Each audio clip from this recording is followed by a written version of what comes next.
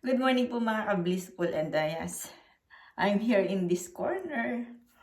Second floor po ito. Ito po yung second floor na dito po ako andyan na sa harap ko yung aking ginagawang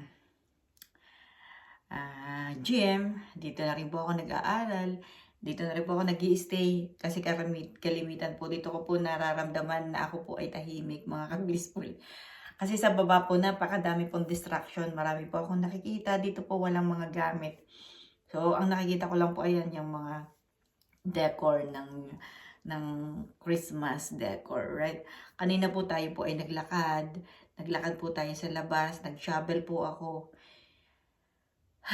Naglinis po ako ng, ng makapal na yelo. And, yun naman po paminsan-minsan lang.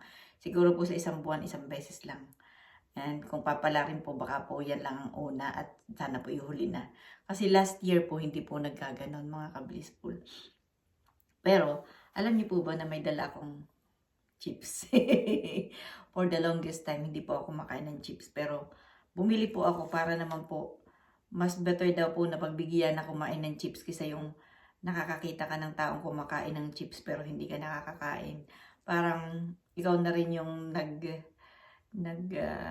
dadamot sa sarili mo. So, this is only a bit. Kaunti lang po ito.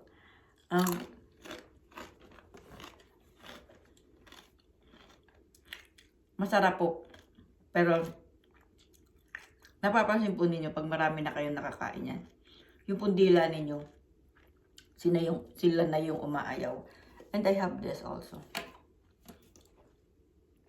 May nagturo po sa akin kung saan po ako bibili nito. At mura lang po siya. This is 340 grams.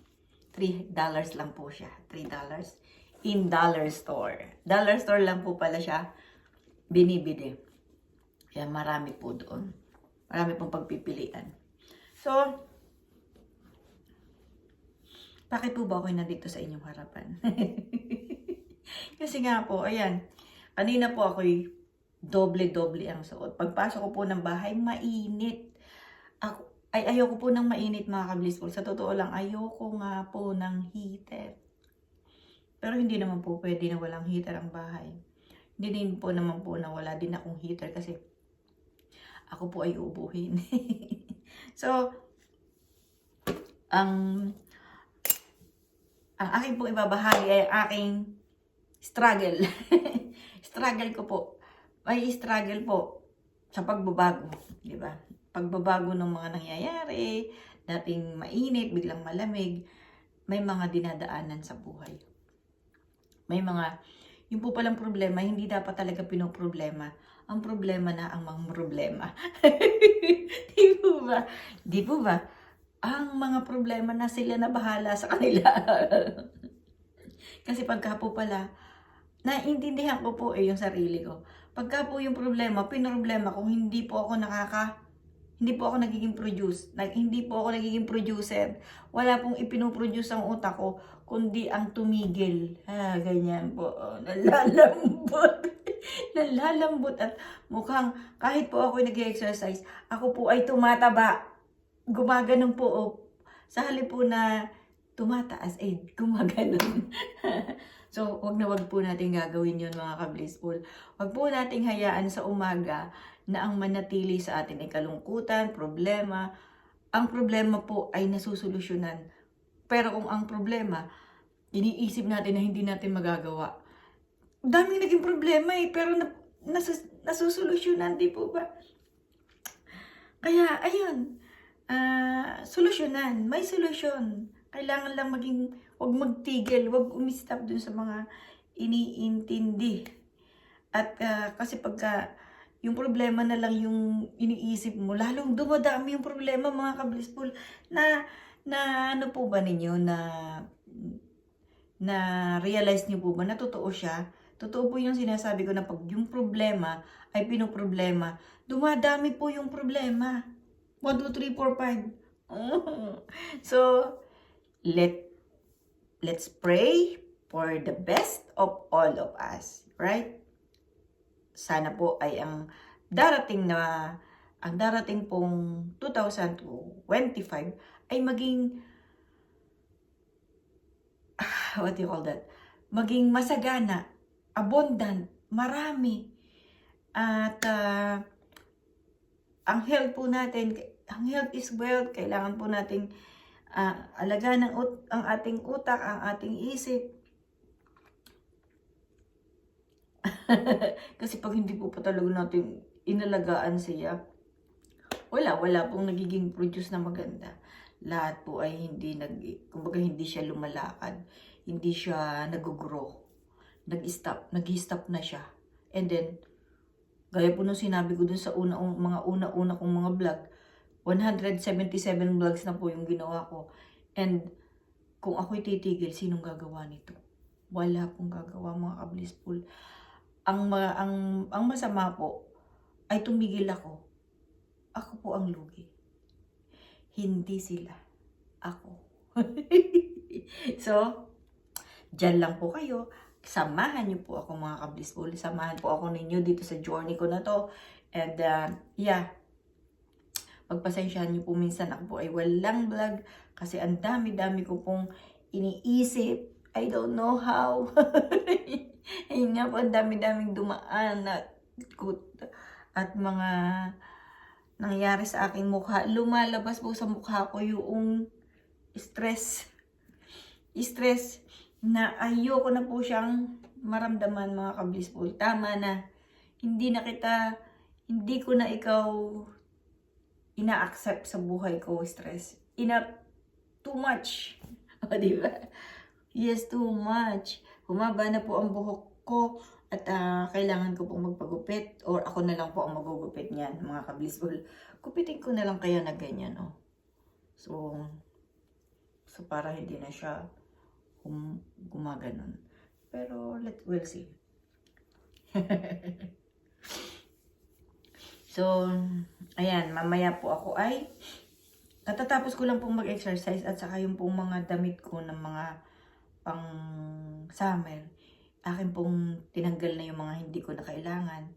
At yun po namang kaya ko pang suotin or alam ko mapapakinabangan ko pa to the next summer, akin po siyang kinip. Pero yung pong isang sako na akin pong ilalagay doon sa Salvation Army, ilalaga ko lang po doon at baka sakaling mayroon pang magkagusto ng mga magaganda pa naman po, mga ka-blissful, pero alam ko po na hindi ko siya pakikinabangan na ulit. I believe na ginamit ko lang sila 1 o 2 beses, kaya maganda pa po yung klase. Maganda pa po. In the future po, sana po ako makapag-box ng mga damit, kung yun po ay practical na gawin. Pero pinag-iisipan ko pa po kasi mahirap din pong magpa-box dito. Super layo po namin sa bayan. And kung dadalhin ko naman po siya sa city, much better kasi mas mura yung padala. Tingnan ko po sa darating pong panahon, kaya ko pong magpadala diyan po sa mga nangangailangan nating mga ka-blissful. Yung pong mga dapat pong tulungan. Di ba? Kasi kung hindi naman po dapat natulungan at kaya pa po naman nila kaya pa naman po nilang mabuhay ng tama, bigay na po natin sa iba, di po ba? And ang lahat po ng mga iniisip natin ay alam ko pong pagbibigyan tayo ng Diyos na mangyari yun, mga ka-blissful. And by the way, may mga usapin huwag natin pag-usapan yun. na akala ko lang po sana maiisingit ko, pero mukhang hindi naman po magiging maganda para sa atin, di po ba? Ngayon po ay linggo dito at ako po tapos na pong mag-worship sa ating pong Panginoon. Lumabas po ako at ako po ay nagpasalamat sa Kanya, and then kanina po bago ko bumangon sa akin pong kama, ako po ay nagpasalamat din sa biyayang ibinigay po niya sa akin ngayong araw na to. At ngayon po simula na naman ang buong linggo na I wanted to do whatever I need to do para po maging maayos po yung aking mental health. Yung pong mental health ko, kailangan ko pong alagaan, mga ka-blissful. Yeah. By the way, ako po kahapon, ako po ay nagluto ng, hindi ko na po kayo isinama kasi, yun nga po, sometimes gusto ko po kayong isama pero hindi ko po nagagawa, mga ka-blissful. Siyempre gusto ko pong humarap sa inyo nang ako po ay kaaya-aya, kahit po hindi. Siyempre, gusto ko pong kaaya-aya ko, di ba ba? Uy! I like this dress. Mapapansin po ninyo sa aking mga damit. Gusto ko pong magsuot ng mga long sleeve na mayroon po ako. Kaya lang po, ayoko po, hindi ko po gusto yung color eh. Black, brown, yung mga ganon. Mapapansin po ninyo na yung color ng aking damit is always, I wanted to be like dark color. Red, yellow, green, yun yung pong bright color. So, mayroon po ako naging guest dito na siya po ay taga US pero I can't remember what is the places. But sabi po niya, nung po dumating siya, ako po ay naka-green color ng jacket. And super green po, sabi niya. Sabi po niya sa akin, yun daw pong katauhan ko, nagre-reflect daw po dun sa suot ko. So sabi ko, ano ibig mo sabihin? Sabi niya, your jacket is so good, the good color, the color is so good. And yeah, the reflection of yourself is the one that you are wearing. And yeah, I like the color of like this po, yung super bright.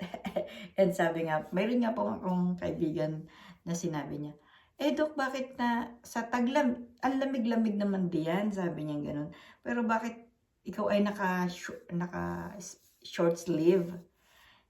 Sabi ko kasi, ayoko po kasi nung mainit, hindi po ako, para po ako magkakasakit pagka may heater.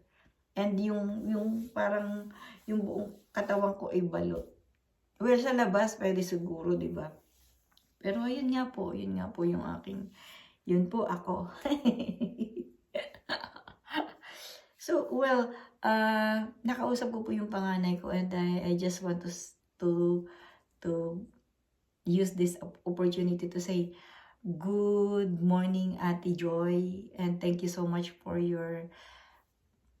maraming salamat sa pag-aasikaso mo sa aking mga anak. Yeah, I am so thankful and we are so grateful na makasama ka na aking mga anak diyan sa Pilipinas. And looking forward na makita kita. And yes, thank you so much. I am so happy sa sinabi sa akin ng aking anak. Yeah, thank you, Joy. Have a blessed day. Ingatan ka sana ng ating Panginoon at yeah, be thankful. We're so thankful about your doing to my family. Okay? So, yeah, hello anak. Hello Lara, Nico, and Jacob. I love you. Have a blessed day mga ka-blissful. Ingat po kayo mga nanay, mga tatay, mga lolo at mga lola. Sana po tayo ay magkita-kita very soon mga ka-blissful. Praying for that. And yeah, hahanapin ko po kayo kahit ayaw ninyo ako makita. Pupuntahan ko po kayo.